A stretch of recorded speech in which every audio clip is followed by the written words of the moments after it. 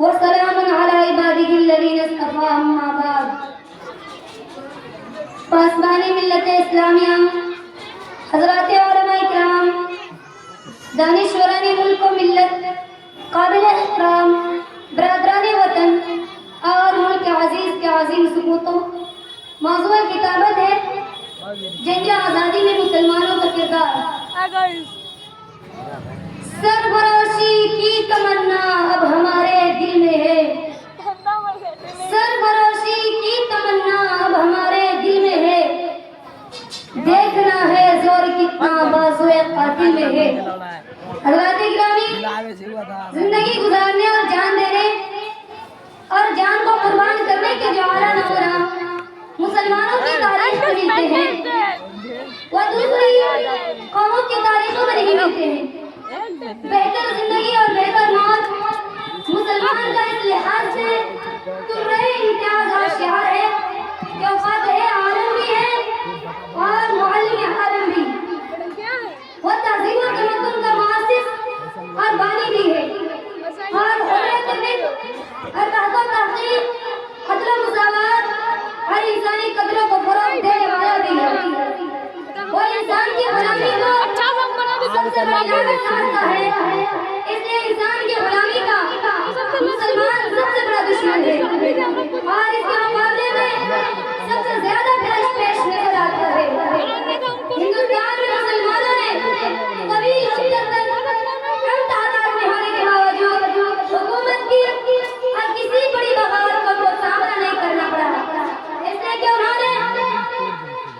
इसलिए कि उन्होंने हिंदुस्तान को इल्मी तमद्दुनी और अखलाकी लिहाज से आला तस्वुर अहदाफ अता किया था। हिंदुस्तान को एक मुत्तहिदा मुल्क की हैसियत दी, उसकी सरदारी की हिफाजत की, समाजी जुल्म से उसको नजात दिलाई, मजहब के नाम पर भी गुलामी के तस्वुर को खत्म किया और आखिरी ओहदे में जब अंग्रेजों का तसल्लुत हुआ तो मुसलमानों ने हिंदुस्तान को आजाद कराने के लिए बरादरान वतन को साथ लेकर अपनी जान और माल की कुर्बानी दी। उलमा किराम ने अंग्रेजों के खिलाफ जंग करने का फतवा दिया और तहरीक आजादी में नुमायां किरदार अदा किया। हिंदुस्तान की आजादी की तहरीक में उलमा बड़ी तादाद में शरीक हुए और वह दारुल उलूम देवबंद और उसके उलमा और मुदर्रिसीन, जिनको आज गद्दार वतन ठहराया जाता है, इस तहरीक में दूसरे तबकों से ज्यादा नुमाया थे। हिंदुस्तान की आजादी में मदारिस के उलमा दीन, शुहराए किराम और मुसलमानों का जो किरदार रहा है उसका कभी भी फरामोश नहीं किया जा सकता। उलमा ने गुलामी की जंजीरें तोड़ने और आजादी के लिए बेपनाह तड़प पैदा करने की हर मुमकिन कोशिश की। आजादी के लिए उन्होंने अपने को खतरे में डाला मगर अपनी रविश नहीं बदली। जज्बा हुब्बुल वतनी, वतन दोस्ती के जज्बातों एहसास पैदा करने और आजादी हासिल करने के लिए अपना सब कुछ कुर्बान कर देने का जज्बा और वलवला जितना उलमा ने पैदा किया उतना किसी ने भी नहीं पैदा किया। उलमा किराम और मुसलमानों की तारीख हुब्बुल वतनी, सरफरोशी, वतन दोस्ती, आजाद ख्याली, उजात नजरी, बेखौफी और बेपाकी की वाक़यात से भरी पड़ी है।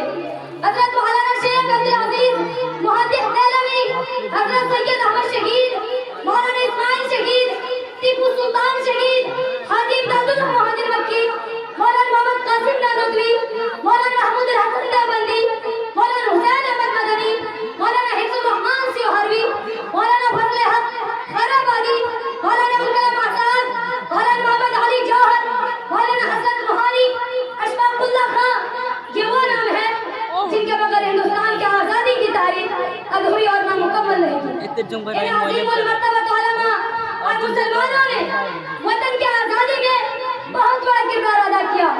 टीपू सुल्तान का वाला भानी जुमला आज भी दिलों पर नक्श-ए-कदम हाजिर है। जिस वक्त आकर टीपू सुल्तान ने आजादी का सूर फूंक किया था कि शेर के एक दिन की जिंदगी गीदड़ के 100 साल की उम्र से बेहतर है। सैयद अहमद शहीद, मौलाना मोहम्मद इस्माइल शहीद की शहादत और बालाकोट की सरजमी इस बात के शायद हाजिर है कि मुसलमानों ने इस मुल्क को अपने खून से सींचा है। मौलाना महमूद हसन देवबंदी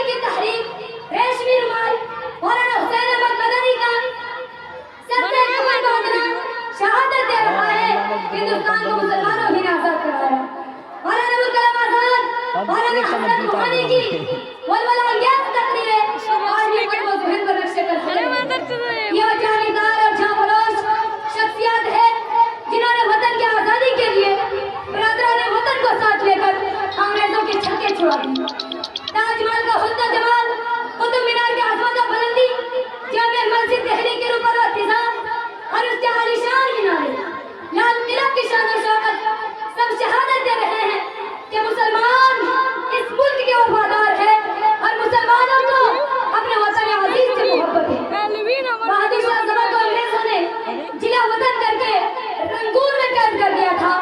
वहाँ उन्होंने एक दिलडोज और जिगरगुजार गजल लिखकर आजादी का हौसला पैदा किया था, जिसका आखिरी शेर ये था, कितना है बदनसीब सबर दफन के लिए, कितना है बदनसीब सबर दफन के लिए, दो गज जमीन की कमी सकी कोई यार में। एक मरतबा बहादुर शाह जफर के बहादुर फौजियों ने जिनकी तलवारें अंग्रेजों के खून से तरबतर थी, बहादुर शाह जफर से कहा था, बादशाह सलामत, मेरठ में अंग्रेजों को शिकस्त बाश दी जा चुकी है, दिल्ली आपके कब्जा इख्तियार में है और पेशावर से कलकत्ता तक की आवाम आपके हुक्म की मुंतजिर है। पूरा मुल्क अंग्रेजी गुलामी की जंजीरें तोड़ फेंकने और अपनी खुदादाद आजादी हासिल करने के लिए उठ खड़ा हुआ है।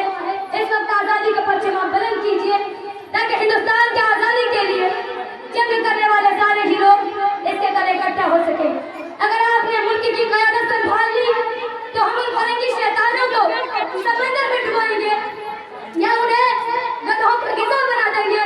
तो बादशाह का दिल जोश और खरोश से भरा है। शाहजहां और अकबर की ताजा हो गई और उनके दिलों में मलकूती जोश मारने लगा। और जब बादशाह ने जंग आजादी की क़यादत की इजाजत दे दी तो लाल किला की तरह दीवार जम्मे कबीर की थालियों से गई। शकील बदायूनी ने इस तरह का हुक्म खींचा है, ये बात आया है दुनिया पर, हम फूल भी है तलवार भी है, ये बात आया है दुनिया पर, हम फूल भी है तलवार भी है, या बस में जहाँ मारकाएंगे या खून मिला के तब लेंगे। सोचा है कभी अब कुछ भी हो हर हाल में अपना हक लेंगे, इज्जत से जिए तो जी लेंगे या जामे शहादत पी लेंगे। जोश में आबादी ने आजादी का बिल्कुल बजाते हुए कहा था, सुनो ऐसा किनारे बसने की थी, सदा क्या रही है आसमां से, सुनो ऐसा किनारे बसने की थी, सदा क्या रही है आसमां से, क्या आजादी का एक लम्हा है